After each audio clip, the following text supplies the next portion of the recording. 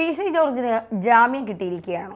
P C George പറഞ്ഞ കാര്യങ്ങളെ ഊതി വീർപ്പിച്ച് പരാതി കൊടുത്ത് പി സി ജോർജ് ഇറങ്ങില്ല എന്ന് വിചാരിച്ചവർക്ക് മുന്നിലൂടെ പി സി ജോർജ് തല ഉയർത്തിപ്പിടിച്ച് പുറത്തിറങ്ങി വരികയാണ്. ഇനി പി സിയുടെ ആറാട്ടാവും നമ്മൾ കാണുന്നത്. തീർച്ചയായിട്ടും അങ്ങനെ തന്നെ പറയാം. കാരണം പി സി ജോർജ് എന്ന് പറയുന്ന മനുഷ്യനെ ആർക്കെങ്കിലും ഏതെങ്കിലും രാഷ്ട്രീയ അഭിപ്രായ വ്യത്യാസത്തിൻ്റെ പുറത്ത് BJPക്കകത്തോ ഇനി ക്രിസ്ത്യൻ അകത്തോ അദ്ദേഹത്തിനെതിരെ എന്തെങ്കിലും തരത്തിലുള്ളൊരു വികാരം ഉണ്ട് എങ്കിൽ അത് പൂർണ്ണമായും പരിഹരിക്കാൻ ഈ വിഷയത്തിലൂടെ സാധിച്ചു എന്ന് തന്നെ നമ്മൾ മനസ്സിലാക്കണം. കാരണം പി സി അഡ്രസ്സ് ചെയ്ത വിഷയം അത്രമേൽ ഗുരുതരമായ വിഷയമാണ്. കേരളത്തിൻ്റെ ഒരു ഭൂമിക എന്ന് പറയുന്നത് വർഗീയതയിലേക്ക് പോകുന്നു എന്നാണ് പറയുന്നത്. ഇവിടെ വർഗീയത എന്ന് പറഞ്ഞാൽ RSS മാത്രമാണ്. മനസ്സിലായില്ല, എന്ത് പറഞ്ഞാലും RSSൻ്റെ തലയിലോട്ടാണ് കൊണ്ടുവന്ന് വെക്കുക. പക്ഷേ യഥാർത്ഥ വർഗീയത എന്ന് പറയുന്നത് RSS അല്ല എന്നും ഇവിടെ എന്താണ് നടക്കുന്നതെന്നും പിന്നെ അവലും മലരും കുന്തിരിക്കവും കരുതി വെച്ചോ എന്ന് പറയുന്നതും, അതുപോലെ തന്നെ കഴിഞ്ഞ ദിവസം ഈ വഖഫ് സംരക്ഷണ യാത്ര അല്ലെങ്കിൽ വഖഫ് സംരക്ഷണ വേദി എന്നതിൻ്റെ പേരിൽ കുറേയധികം ആളുകൾ കൂടിച്ചേർന്നുകൊണ്ട് മുദ്രാവാക്യങ്ങൾ വിളിച്ചതൊക്കെ നമ്മൾ കണ്ടതാണ്.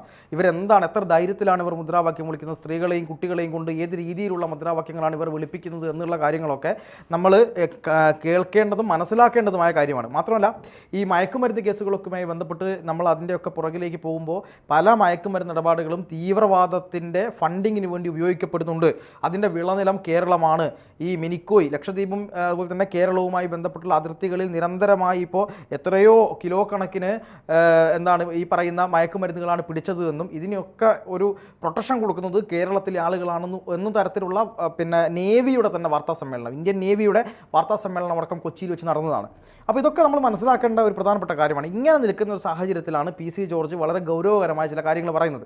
അതിൽ അദ്ദേഹത്തിന് ചില വാക്കുപിഴ അല്ലെങ്കിൽ നാക്കുപിഴകൾ ഉണ്ടായിട്ടുണ്ട് എന്നുള്ളത് യാഥാർത്ഥ്യമാണ്. എല്ലാ മുസ്ലിം മതവിശ്വാസികളും വർഗീയവാദികളാണ് എന്നൊക്കെ പറയുന്നതിനോട് നമുക്ക് യോജിക്കാൻ കഴിയില്ല, അല്ലാത്ത എത്രയോ ആളുകളുണ്ട്. പക്ഷേ അതങ്ങനെ പറഞ്ഞിട്ട് പോലും അദ്ദേഹം അതിനെ പിന്നെ ഉൾക്കൊള്ളുകയും അതിനോട് മാപ്പ് പറയുകയും ചെയ്ത സമയത്ത് ആ മാപ്പ് പരിഗണിക്കാതെ ഞാൻ അതിൽ ഖേദിക്കുന്നു, ഞാൻ മാപ്പ് പറയുന്നു എന്ന് പറഞ്ഞ ആ ഒരു വിഷയത്തെ അദ്ദേഹത്തിൻ്റെ ആ വാക്കിനെ അഡ്രസ്സ് ചെയ്യാതെ കൊണ്ടുപോയി കേസ് കൊടുക്കുകയും പി സി ജോർജിനെ ഒരു ദിവസമെങ്കിലും അകത്ത് കിടത്തണമെന്ന നിശ്ചയദാർഢ്യത്തോടു കൂടിയാണ് പോലീസ് ഇടപെട്ടത്. അപ്പോൾ ഈ പറയുന്ന കോടതി ചോദിക്കേണ്ട, നിങ്ങൾക്ക് 4 മണിക്കൂർ സമയം പോരെ ഈ പറയുന്ന പോലെ ചോദ്യം ചെയ്യാനെന്ന് ചോദിച്ചാൽ പോരെ, ഞങ്ങൾക്ക് 2 ദിവസം കൂടെ എക്സ്ട്രാ കസ്റ്റഡിയിൽ വേണം, എന്നിട്ട് 14 ദിവസം ഈ മനുഷ്യനെ റിമാൻഡ് ചെയ്യിക്കാനുള്ള ഒരു പരിപാടിയായിരുന്നു പോലീസിൻ്റെ ഭാഗത്തുനിന്നുണ്ടായത്.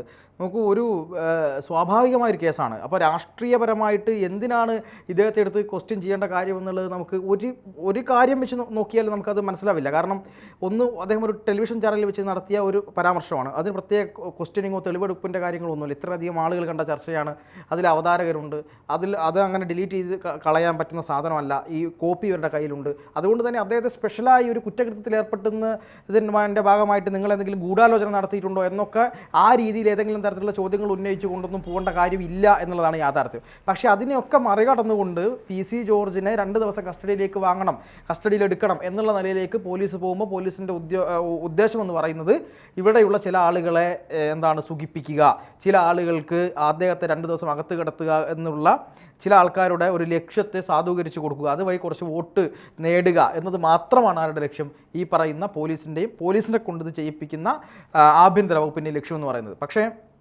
നമ്മൾ ഈ പി സി ജോർജുമായി ബന്ധപ്പെട്ടാണ് പി സി ജോർജിൻ്റെ ഈ ഒരു അറസ്റ്റിലൂടെ അദ്ദേഹത്തിൻ്റെ കുറേ അസുഖങ്ങൾ മനസ്സിലായി എന്നുള്ളതാണ്. അവിടെ മികച്ച ട്രീറ്റ്മെൻറ്റ് കിട്ടി, അച്ഛൻ ആശുപത്രിയിൽ പോകാതെ, അതായത് പി സി ജോർജ് ആശുപത്രിയിൽ പോകാൻ മടി കാണിക്കുന്ന ഒരാളാണെന്നും എന്നാൽ ഇതുമായി ബന്ധപ്പെട്ട് ഈ ഒരു വിഷയത്തിൻ്റെ പുറത്ത് അദ്ദേഹം ആശുപത്രിയിൽ പോയെന്നും ബ്ലോക്ക് ഉൾപ്പെടെ ഉള്ള കാര്യങ്ങൾ മനസ്സിലാക്കി അതുകൊണ്ട് ട്രീറ്റ്മെൻറ്റ് എടുക്കാമെന്നും ഷോൺ ജോർജ് പറഞ്ഞിട്ടുണ്ട്.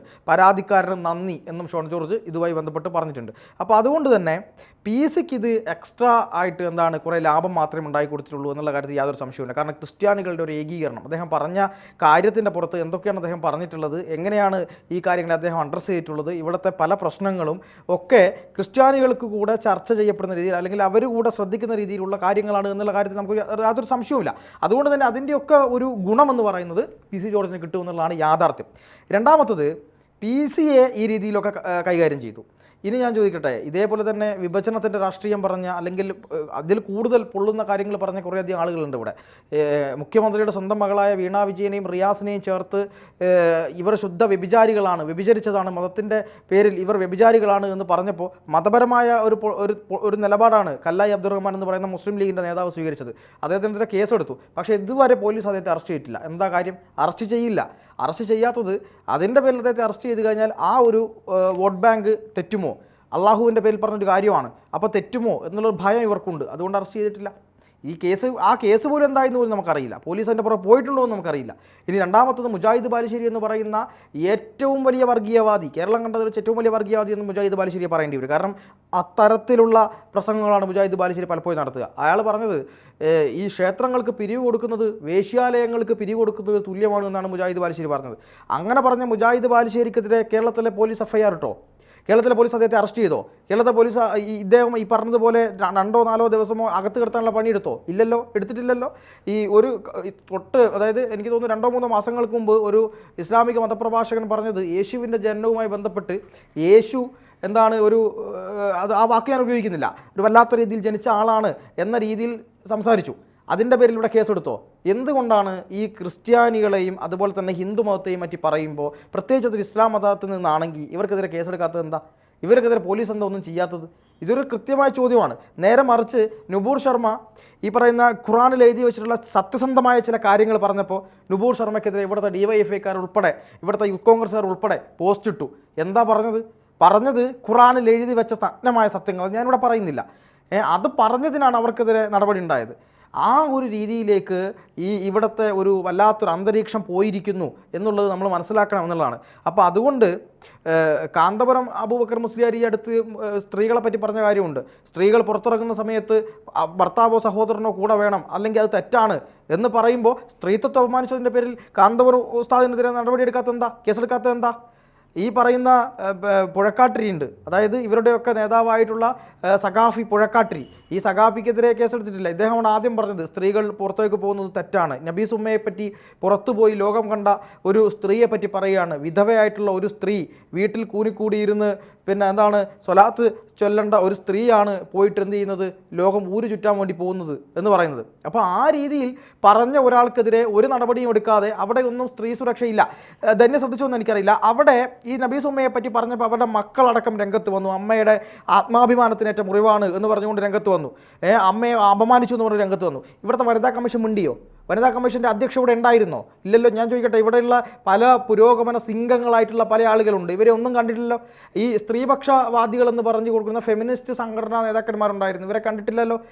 ഞാൻ എനിക്ക് തോന്നുന്നു ഈ ദളിത് ആക്ടിവിസ്റ്റുകളായിട്ടുള്ള കുറേ ആളുകളുണ്ട്, ഈ ധന്യാരാമനെ പോലെ അല്ലെങ്കിൽ അങ്ങനെയുള്ള പല ആളുകളുണ്ട്, ഇപ്പം മൃദുലാദേവിയെ പോലെ. ഇവരൊന്നും ഈ സ്ത്രീപക്ഷ രാഷ്ട്രീയത്തിൻ്റെ പേരിൽ ചർച്ച ചെയ്യാനോ ഫേസ്ബുക്കിൽ ഒരു പോസ്റ്റ് ഇടാനോ പോലും ഇവരാരും തയ്യാറായിട്ടില്ല എന്നുള്ളതാണ് യാഥാർത്ഥ്യം. എന്തുകൊണ്ട് അവർ തയ്യാറാവാത്തത്?